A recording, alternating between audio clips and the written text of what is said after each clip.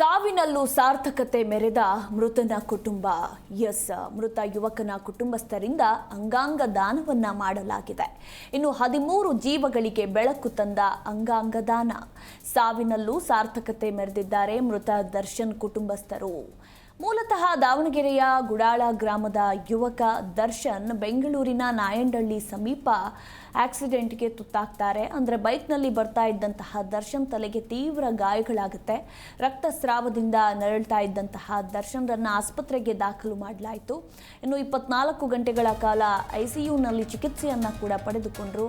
ಇನ್ನು Darshan brain dead ಆದ ವಿಚಾರ ಕುಟುಂಬಸ್ಥರಿಗೆ ತದನಂತರ ವೈದ್ಯರು ತಿಳಿಸ್ತಾರೆ.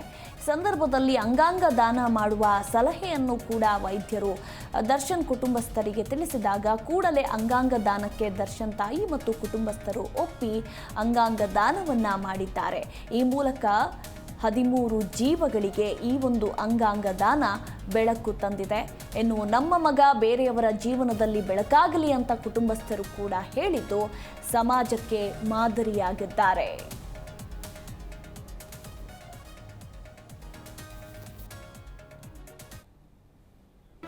ಜಿ ಕನ್ನಡ ನ್ಯೂಸ್ ಈಗ ನಿಮ್ಮ ಮನೆಯಲ್ಲೇ ನೋಡಿ. ಎಲ್ಲ ಕೇಬಲ್ಗಳಲ್ಲಿ ಈಗ ಲಭ್ಯ.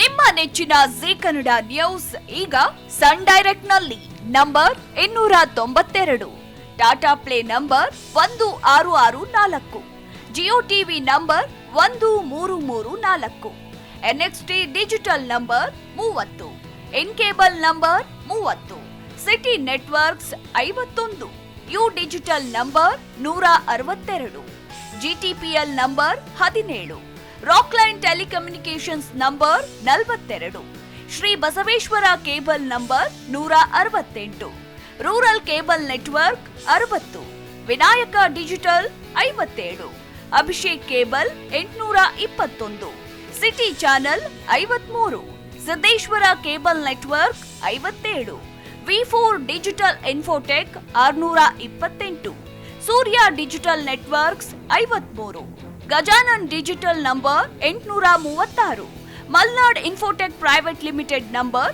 56, Metrocast number 830, Victory Digital number 167ರಲ್ಲಿ ನೋಡಿ ಆನಂದಿಸಿ.